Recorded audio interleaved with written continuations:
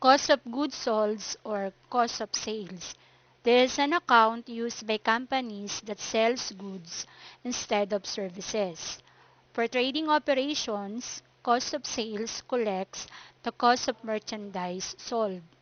This includes the purchase price of inventory, brokerage, and shipment costs to bring the goods to the premises of the company. This shipment cost is called freight in. Cost of sales is part of inventory accounting. Accountants have two ways of keeping records of inventory.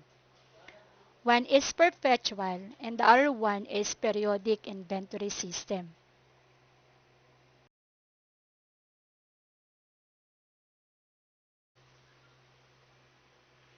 Accountants have two ways of keeping records of inventory. One is perpetual. Perpetual means that the inventory and cost of goods sold accounts are perpetually updated. The inventory account is increased when goods for sales are acquired and decreased when goods are sold. The cost of goods sold account is updated every time a sale is made. So, kung meron kang mga stocks na goods, yung inventory mo mag-i-increase. Pero yung mga stocks mo or goods mo, once na naibenta na, yung inventory mo ay magdi-decrease.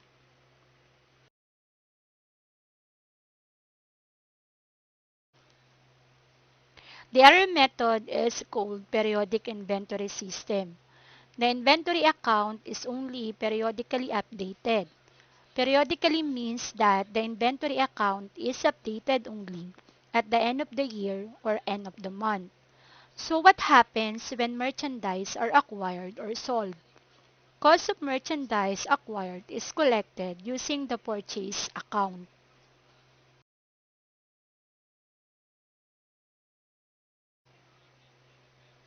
A separate account, purchase is used to report acquisition of merchandise for sales. We also introduced two contra purchase accounts, purchase returns and allowances, and purchase discount. Returns of defective goods are reported under returns and allowances.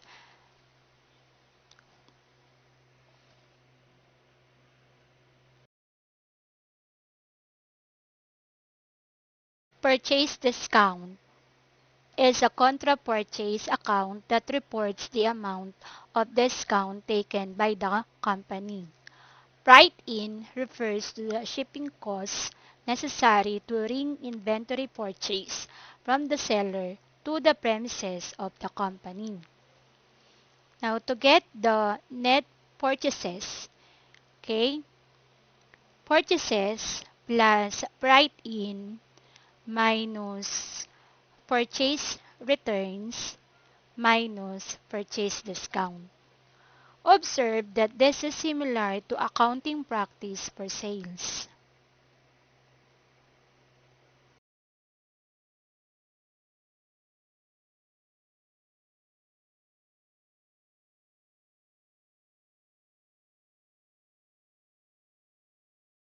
How is cost of goods sold determined in a periodic inventory system? Using the balances of the periodic inventory system accounts, cost of sales is computed as follows. Beginning inventory, add net purchases. To get the net purchases, purchases plus write-in minus purchase returns minus purchase discount. Cost of goods available for sale less ending inventory to get the cost of goods sold. Beginning and ending inventory are determined based on the physical count. Ibig sabihin, yung bibilangin mo isa-isa yung mga available products mo o yung nakastock na products of the merchandise owned by the company. The ending inventory of the prior period is also the beginning inventory of the current period. The periodic adjustment updates the inventory account to bring it to the balance based on year-end physical count.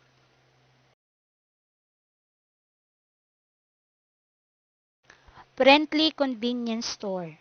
Cost of goods sold.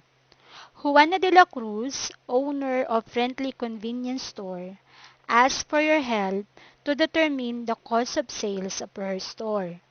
This is the first year of operations for Juana's stores. She provided the following data to you. Purchases based on suppliers' receipts, 55,344.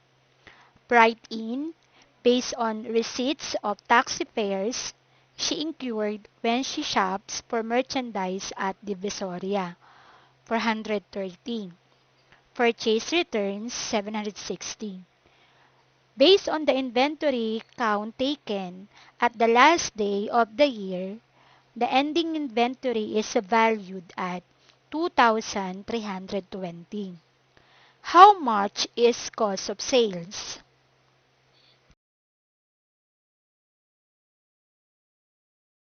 Okay, answer. Beginning inventory is 0. Remember, this is the store's first year of operation. So, unang taon pa lang nag-ooperate yung business ni Juana de la Cruz. Kaya ang nakalagay po na amount dyan ay 0. Purchases based on suppliers' receipts is 55,344. Write-in, 430. Purchase returns, 760. Now, to get the net purchases, add purchases based on supplier's receipt, which is 55,344, and write-in, 430. And then less purchase returns, which is 760. So, the net purchases is 55,014. So, the cost of goods available for sale is 55,014. And then, to get the cost of goods sold, we will less the ending inventory based on physical count, which is 2,320 to cost of goods available for sales. So, the cost of goods sold is 52,694.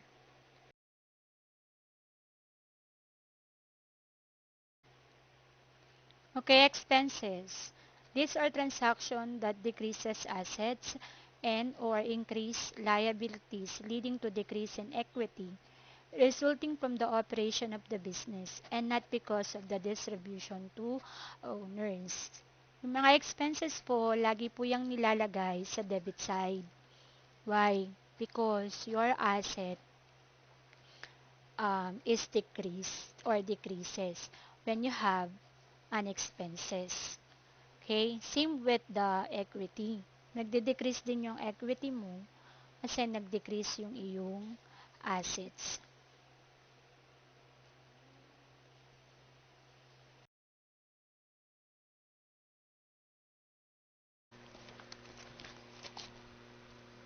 Bad debt expenses is an operating expense related to account receivable.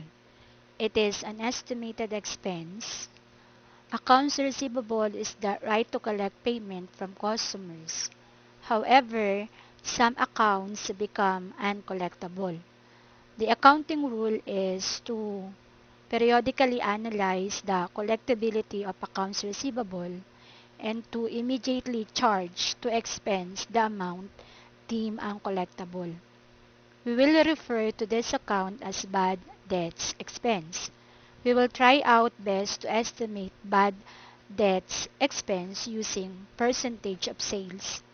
This method requires the determination of the historical relationship between bad debts and sales or credit sales. We now apply this historical relationship to current year sales in order to determine bad debts expense.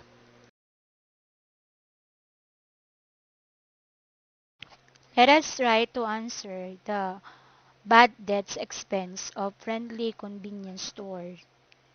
Current year sales of the store amounted to 128,865. Of this, only 70,000 is cash sales. Based on the company's experience, bad debts is 3% of the total sales or 6.5% of credit sales. Now determine bad debts expense given the following.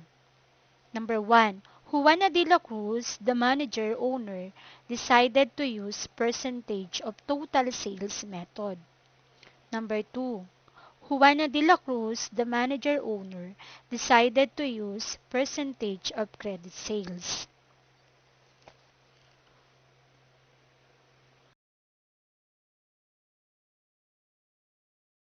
Okay, so answer. Remember po, Juana de la Cruz, the manager owner, decided to use percentage of total sales method and percentage of credit sales method. So, meron po tayo dyang three columns. One is for the title. Yung second column po is the total sales.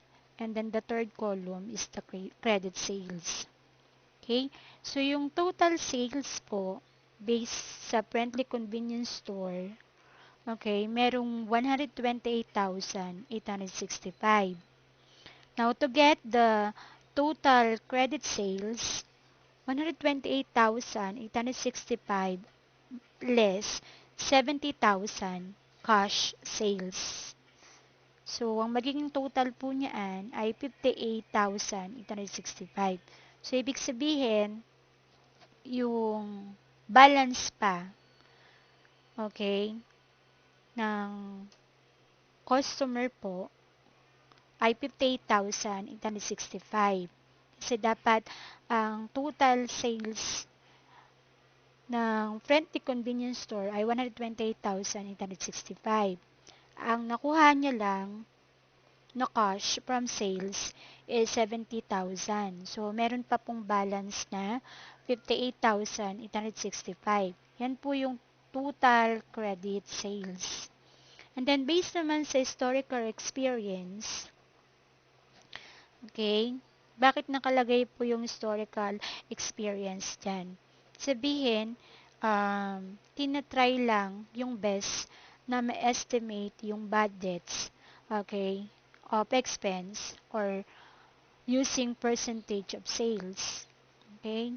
So, yung kailangan nating i-apply dito yung historical relationship to current year sales in order to determine bad debts expense. So, yung historical experience ng total sales is 3%. And then the historical experience of credit sales is 6.5%.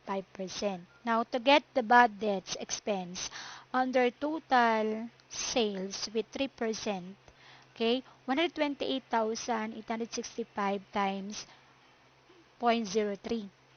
So, ang magiging bad debts expense po under ng 3% of total sales is 3,866. Now, proceed tayo dito sa 6.5% of credit sales. So, since yung total credit sales is 58,865, okay, i-multiply lang natin yung 6.5% sa 58,865. So, ang lalabas po na bad debt expense is 3,826. So, kung titignan nyo po, kung aaralin nyo yung bad debts expense ng Friendly Convenience Store with 3% of total sales is 3,866. Yung bad debts naman na may 6.5% of credit sales ay 3,826.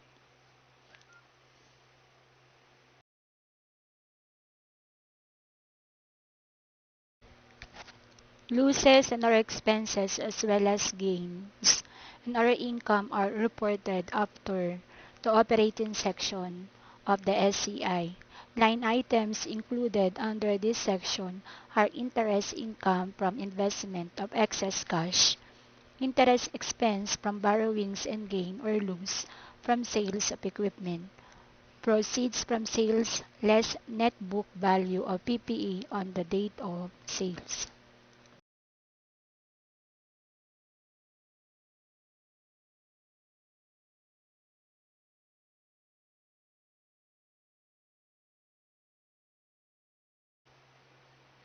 Let us proceed to the presentation of Statement of Comprehensive Income. There are two formats for the SCI, namely the single step and the multi-step. The single step is closely related to the nature of expense format.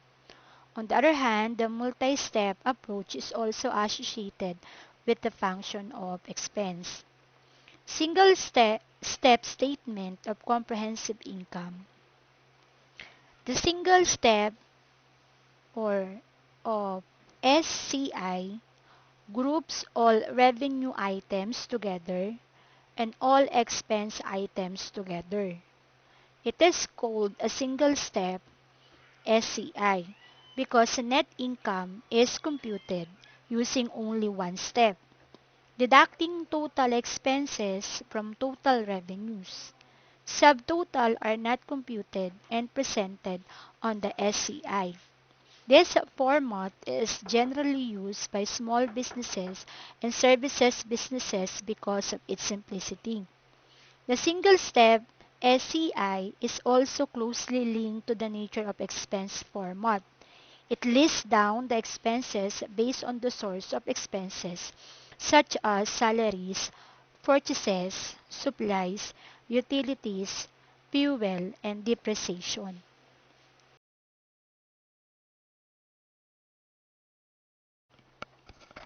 Let us focus on the adjustment for increase in inventory. Why is it this important? Look at the list of expenses. Included in this list is net purchases, which means it was fully deducted as an expense. However, due to the existence of ending inventory, we know that not all current year purchases were sold. Therefore, we need an inventory adjustment to convert net purchases to cost of goods sold. Let us analyze the adjustment needed for this conversation. When ending inventory is greater than beginning inventory, not all of the current year purchases were sold.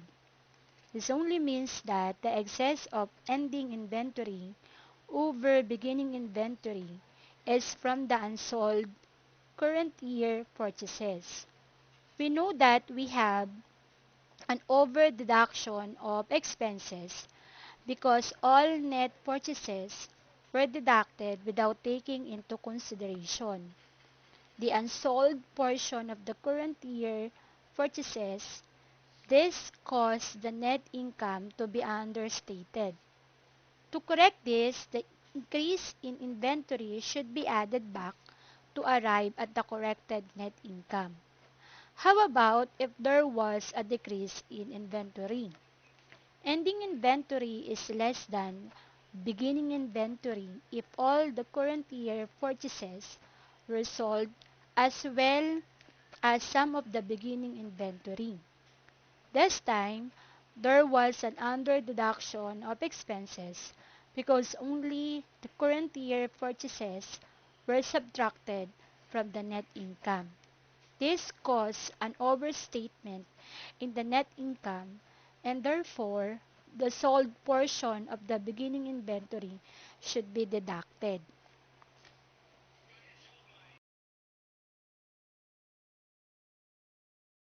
This is an example of single step of comprehensive income.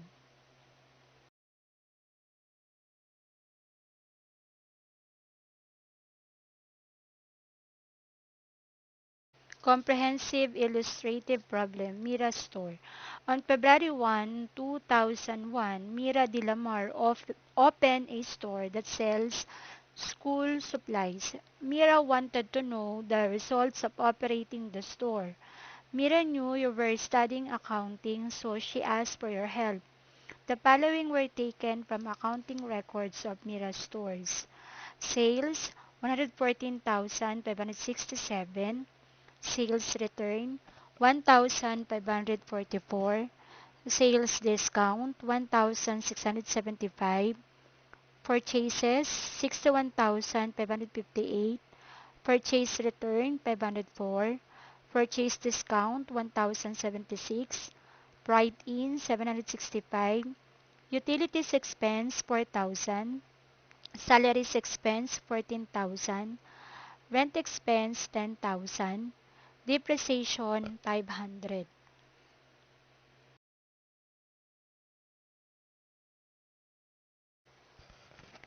Additional information, physical inventory conducted at the end of the year revealed an ending inventory of 15,345. Depreciation is for shelves and cabinets used as display racks and storage in the store. Mira has a small office inside the store. Allocate 15% of rent and utilities to general and administrative expense. 25% of Emily's salaries are allocated to general and administrative expense. Aside from tending the store, she was also tasked to file receipts and maintain some records. Requirements. Number 1. All accounts above have normal balances. Indicate whether the above accounts have debit or credit balances. And then number 2, prepare the year-ended SCI using the single-step approach.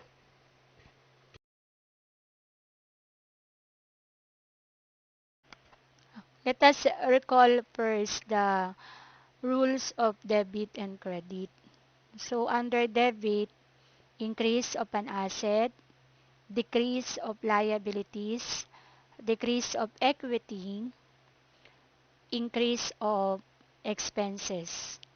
Under credit, decrease of an asset, increase of liability, increase of equity, and increase of revenue.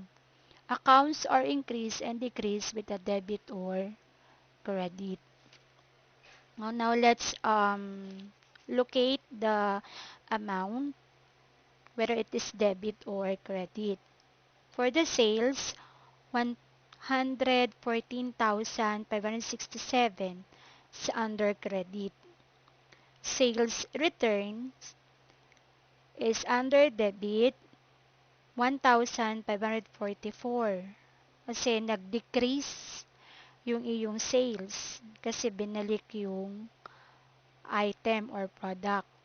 Sales discount, 1,675 under debit because the sale is also decreased.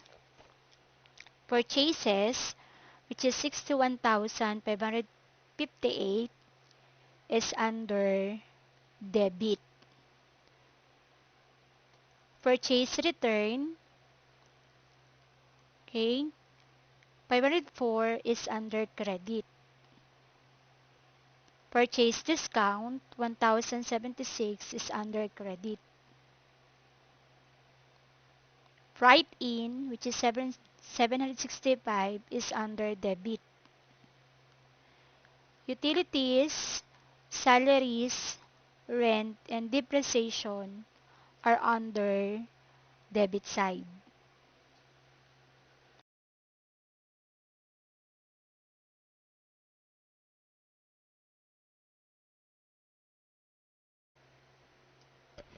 Procedures on the preparation of the single step of the statement of comprehensive income of service business. First step, drop the appropriate title or heading. The heading is comprised of the name of the entity, followed by the name of the report and the period covers. Should be written at the center of the working paper.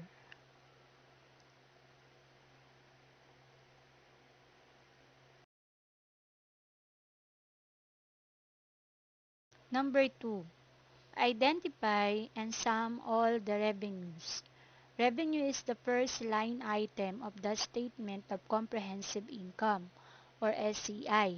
This may come from interest, dividends, royalties, gains from sales of equipment, and other junk items, and other sources of income of the business. Add all the revenue received by the entity to complete the revenue section of the SCI.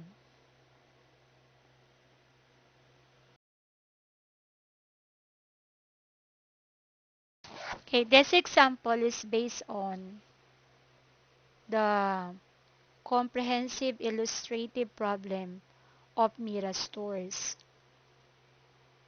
According to accounting records of Mira stores, the amount of sales is 114,567. And then the sales return is 1,544. Sales discount is 1,675. Now, to get the net sales, 114,565 less sales return and sales discount. So, the net sales is 111,348. So, sa step number 2, identify po muna lahat ng revenues or incomes. Yun yung nasa unahang line ng Statement of Comprehensive Income. So, pag na-identify nyo na lahat ng sales, lahat ng revenues or incomes, i-add nyo po lahat yon and then ililess nyo sa sales return and then sa sales discount para makuha nyo yung net sales.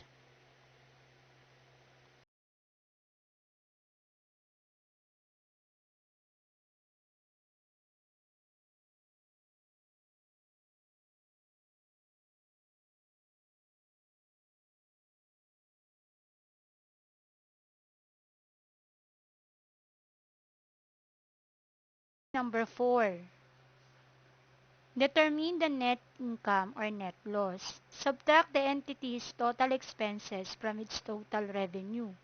If the resulting figure is positive, then it is a net income or net profit. If negative, it is a net loss.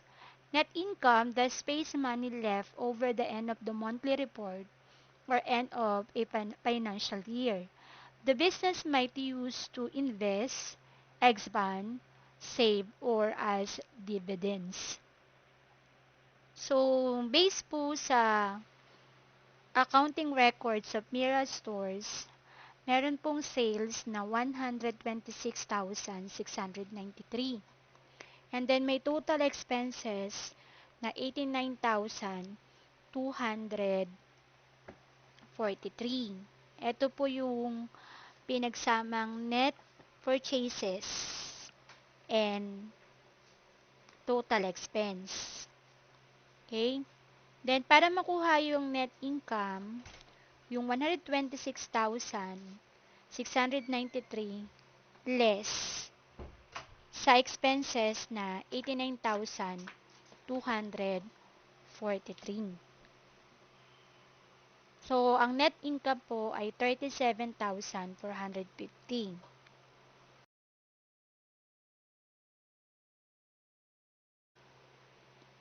Here is the Statement of Comprehensive Income of Mira Stores. Okay? Remember, the first step is to drop the appropriate title or heading. So, the heading is comprised of the name of the entity, which is Mira Stores, followed by the name of the report, comprehensive or statement of comprehensive income, and then the period it covers,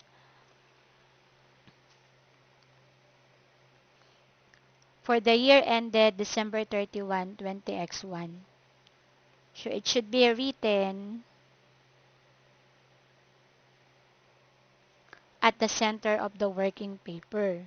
And then for number 2, identify and sum all the revenues. So, based sa accounting report ng Mira Stores, meron pong net sales na 111,348 and increase in inventory which is 15,343. Paano po nakuha yung increase in inventory? Ending inventory minus beginning inventory.